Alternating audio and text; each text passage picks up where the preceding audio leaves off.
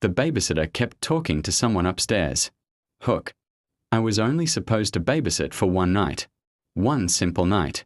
But by midnight, I realized something terrifying. The little girl I was watching wasn't the only person in that house. And the worst part? She wasn't the one talking to someone upstairs. The babysitter was.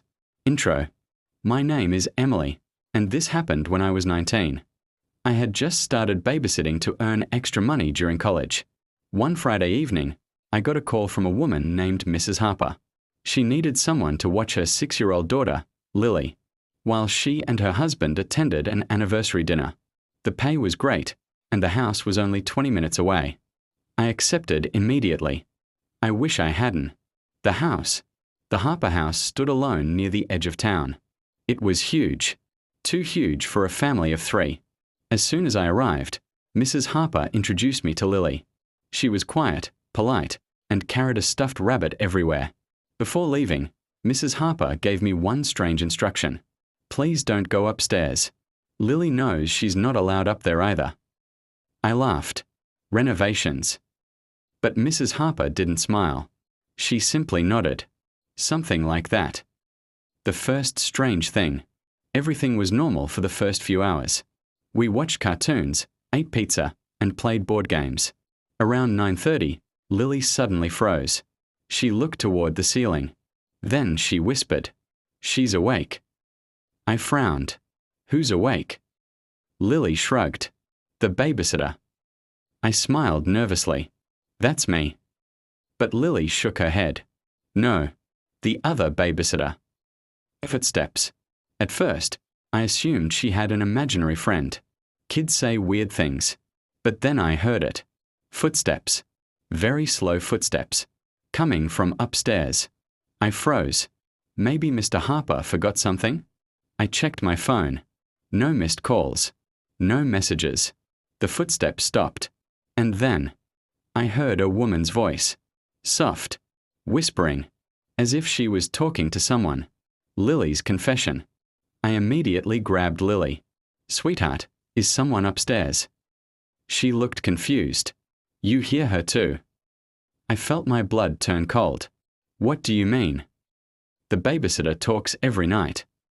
I swallowed hard. Every night. Lily nodded. Mommy says not to answer when she asks questions.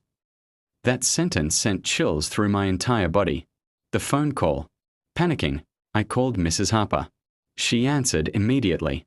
Before I could speak, she asked, Emily, have you gone upstairs? No. Good. Keep it that way. Then I heard something in her voice. Fear. Real fear. I asked her what was happening. She was silent for several seconds. Then she said, If you hear anyone upstairs, ignore them. And she hung up. The voice. 10 minutes later, the voice returned. Only this time. It called my name. Emily. I nearly screamed. Another whisper followed. Can you come upstairs? I looked toward the ceiling. My entire body froze. Because it sounded exactly like Mrs. Harper. My entire body froze. Because it sounded exactly like Mrs. Harper. But she was miles away. Then came another voice.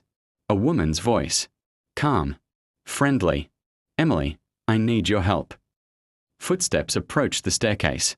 Slow. Heavy. Coming down. The shadow. I grabbed Lily and locked us inside the bathroom. The footsteps reached the hallway. Then stopped outside the door. Silence. For nearly 2 minutes. And then, 3 knocks. Knock. Knock. Knock. Followed by a voice. Emily. My heart stopped. Because it wasn't Mrs. Harper. It wasn't anyone I recognized. And then Lily whispered, That's not the babysitter. I looked down. Her face had gone pale. That's the woman the babysitter talks to. The truth. Mrs. Harper arrived 20 minutes later with the police. Nobody was upstairs. Nobody was inside the house. But one officer found something disturbing. Hidden inside an old closet upstairs were photographs. Dozens of photographs. Pictures taken over 20 years. Every single babysitter who had ever worked there. Including me. A picture of me entering the house that evening. taken before I had even arrived. Her ending. The Harpers moved away a month later. Nobody knows who took those pictures. Nobody knows whose voice I heard. But sometimes, late at night, I still remember the final thing Lily said before we left. She looked upstairs, smiled,